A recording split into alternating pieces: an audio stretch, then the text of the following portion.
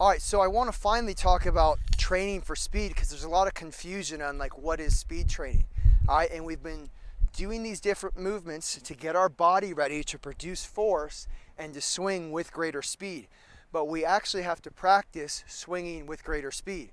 So in golf right now and in fitness in general, I see a lot of hey, I'm gonna go do a speed workout, and they go in the gym and they squat, they do bands, they do a number of different things, okay? If you were trying to run for the combine and you had to run a 4.440 and you get $1 million, you would go practice running as fast as you can. But there's this disconnect in golf where people say, hey, I'm speed training, and they show up to the course, they get out of their car cold, and they grab a shaft, and they just, okay, yeah, I'm speed training. Now, to speed train, you actually have to go fast, right? If your swing speed's 105 and you're trying to get to 110, well, you're not going to speed train by swinging 94 miles an hour, okay, because you're cold and you just got out of the car.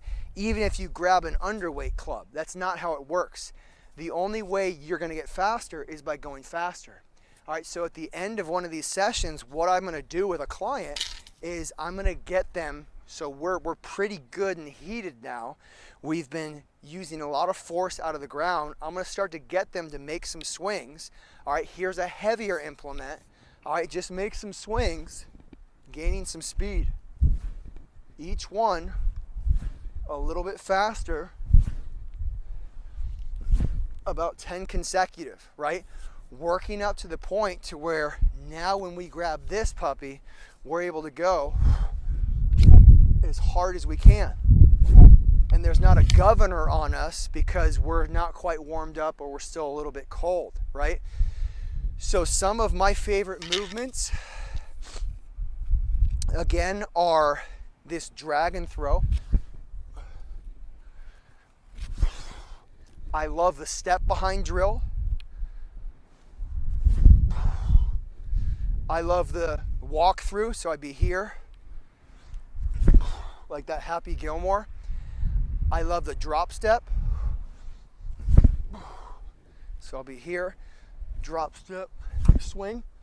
And then I love consecutive swings where I'm going and then rebounding off right back into the backswing. I'll make about 10 in a row, but my last 3 are going to be the ones that are really hard, right? So let's say I do 2 or 3 reps of each of those, right? First rep, 60%, second rep, 80%, third rep, 95%. And then in these last 10 consecutive swings, those last 3 reps are where I'm really getting after it, right? Start with the heavier one, and we go to the light club. Now when we swing the light club, we are good, warm, and ready. Cut it loose, hair on fire, swinging as hard as we can. Again, if the goal is to start to swing the club at 115, your club head speed right now is 110, we want to be swinging this at 120, 125 because it's underweight and we're putting everything we got into it. So again, we might go through the same process where we drag and whip. Okay, do 2 or 3 of those.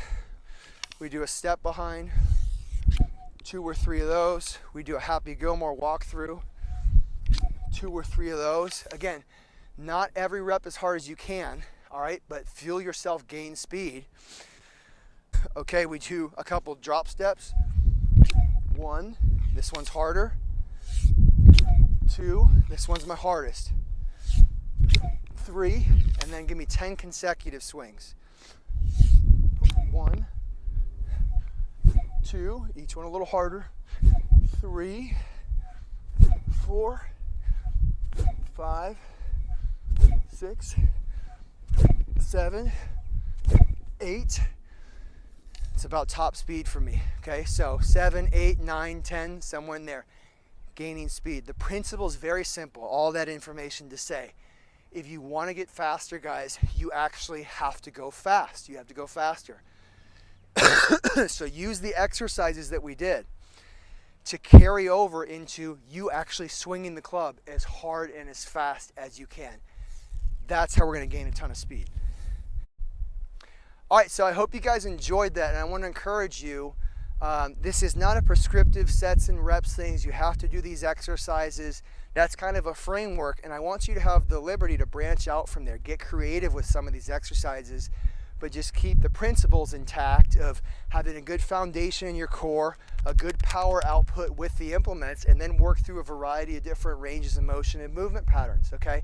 Possibilities are really endless with these tools, and the beauty is, if you're using these correctly, you're getting better at using the ground. You're getting more forceful power output, and that's going to allow you to be a stronger, more athletic golfer. So have fun and hit it far.